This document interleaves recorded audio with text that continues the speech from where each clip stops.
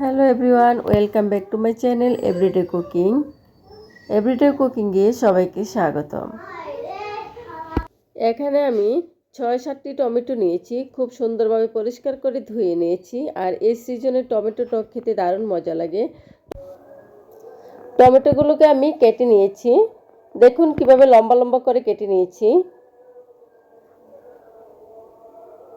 এখানে পেঁয়াজ কুচি নিয়েছি এবং রসুন কুচি নিয়েছি, আর নিয়েছি কাঁচামরিচ। কাঁচামরিচ বেশি লাগবে না, মাত্র 2টি কাঁচামরিচ হলেই হবে।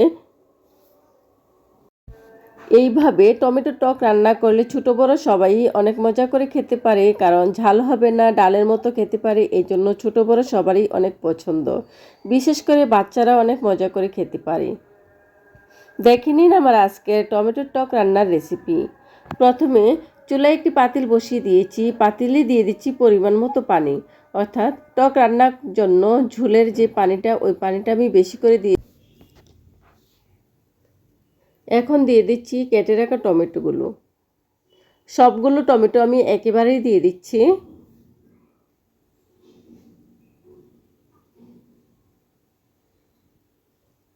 দিয়ে দিচ্ছি পেঁয়াজ কুচি। আপনারা আপনাদের পছন্দ মতো পেঁয়াজ রসুন কুচি দিয়ে দিবেন। এবং দিয়ে দিচ্ছি রসুন কুচি। এখানে আমি 3-4 কোয়া রসুন কুচি কেটে নিয়েছিলাম, দিয়ে দিচ্ছি। আর কিছুটা রেখে দিয়েছি বাগার দেওয়ার জন্য। দিয়ে দিচ্ছি 2টি কাঁচামরিচ আস্ত। দিয়ে দিচ্ছি লবণ। এখানে আমি লবণ দিয়েছি 3 চামচের মতো। আপনারা আপনাদের স্বাদ অনুযায়ী লবণ দিবেন, বেশি অথবা কম যতটুকু লাগে। পানিটা ফুটে আসা পর্যন্ত ঢাকনা দিয়ে রান্না করে নিয়েছি। খুব ভালোভাবে ফুটানো হয়ে গেছে। এখন দিয়ে দিচ্ছি ধনিয়া গুঁড়া এবং হলুদ গুঁড়া 1 চামচ করে, অর্থাৎ 1 চামচ হলুদ গুঁড়া এবং 1 চামচ ধনিয়া গুঁড়া দিয়ে দিচ্ছি। দিয়ে ভালোভাবে নেড়েচেড়ে দিচ্ছি। আর এভাবে কে কে টমেটোর টক রান্না করে খেয়েছেন অবশ্য কমেন্টস করে জানাবেন। যারা খেয়েছেন তারা অবশ্যই জানেন এই টমেটোর টক খেতে কত মজা লাগে। আর যারা খাননি তারা অবশ্যই একবার হলেও খেয়ে দেখবেন রান্না করে, অনেক মজার হয়, দারুণ হয়। বিশেষ করে বাচ্চারা এবং বড়রা সবাই মিলে অনেক পছন্দ করে খেতে পারে। ডালের মতোই কিন্তু একটু টকটক লাগে, খুব ভালো লাগে খেতে। এখন একটি ডাল ঘুটনি দিয়ে খুব ভালোভাবে ঘুটে দিচ্ছি।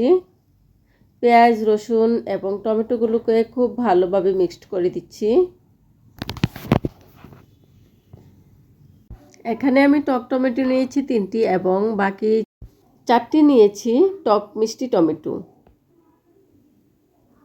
আর এইভাবে টক রান্না করলে ছোট বড় সবাই অনেক মজা করে খায়, সবারই অনেক পছন্দ। ডালের মতো একটু টক টক লাগে। টক রান্না প্রায় হয়ে গিয়েছে, এখন আমি টকটা বাগার দিয়ে দিব।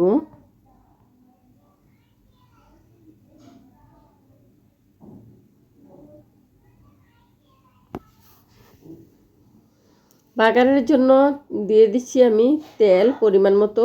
এখন দিয়ে দিব পেঁয়াজ কুচি এবং রসুন কুচি। পেঁয়াজ রসুন কুচি খুব ভালোভাবে ভাজা করে ব্রাউন কালার করে নিব। তারপর আমি টকের মধ্যে ঢেলে দিয়ে দিব। মিডিয়াম হিটে ভাজা করে নিচ্ছি। আস্তে আস্তে ভাজা নেড়ে চেড়ে দিতে হবে, ভাজা করে নিতে হবে।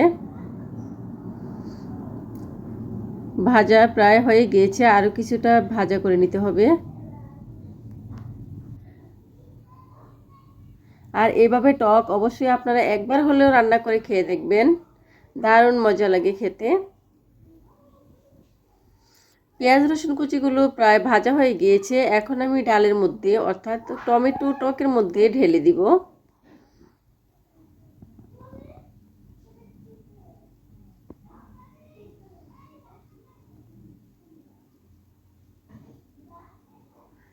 ঢেলে দিয়ে আরও কিছুটা জাল করে নিব।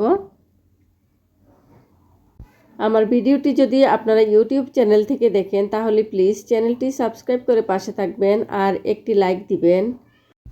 আর যদি ফেসবুক পেজ থেকে দেখেন তাহলে প্লিজ পেজটি ফলো করে রাখবেন। টমেটো সিজনে একবার হলেও এভাবে টক রান্না করে খেয়ে দেখবেন। আমার রান্না প্রায় হয়ে গিয়েছে। এখন আমি দিয়ে দিব ধনিয়া পাতা কুচি। ধনিয়া পাতা কুচিগুলো একটু বেশি করে দেওয়ার চেষ্টা করবেন, আবার এত বেশিও না আবার এত কমও না। বেশি দিলে আবার স্বাদ নষ্ট হয়ে যাবে।